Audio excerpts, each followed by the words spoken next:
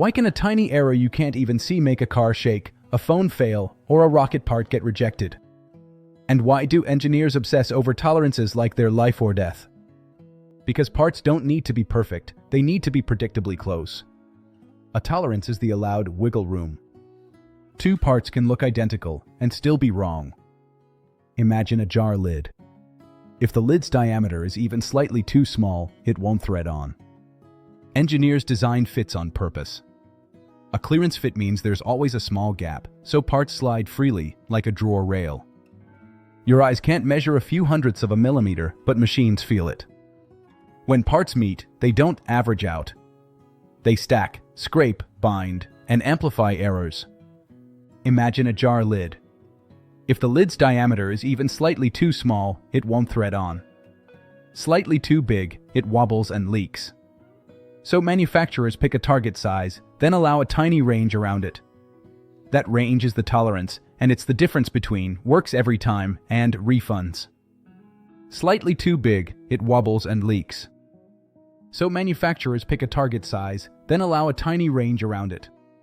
That range is the tolerance, and it's the difference between works every time and refunds.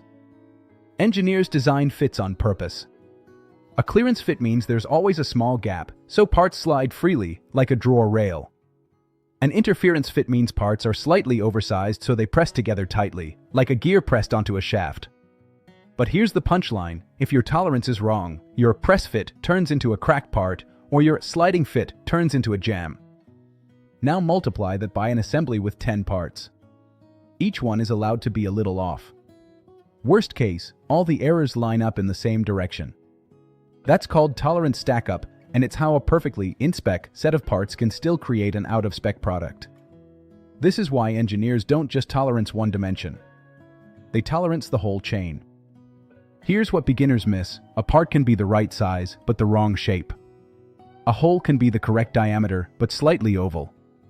A surface can be flat enough in one area but warped overall. That's why drawings control things like straightness, flatness, and alignment, because motion and sealing depend on geometry, not vibes. Tolerances force reality checks. Calipers, micrometers, gauges, cmm machines, these aren't optional toys. They're how you prove the part matches the design. And once you can measure it, you can control the process that makes it. Every time you tighten tolerance, you're demanding better machines, slower cycles, more inspection, more scrap. So the goal isn't as tight as possible. It's as tight as necessary and no tighter. So here's my question: what should the next video be? Why bolts loosen over time, or how bearings stay smooth under insane loads?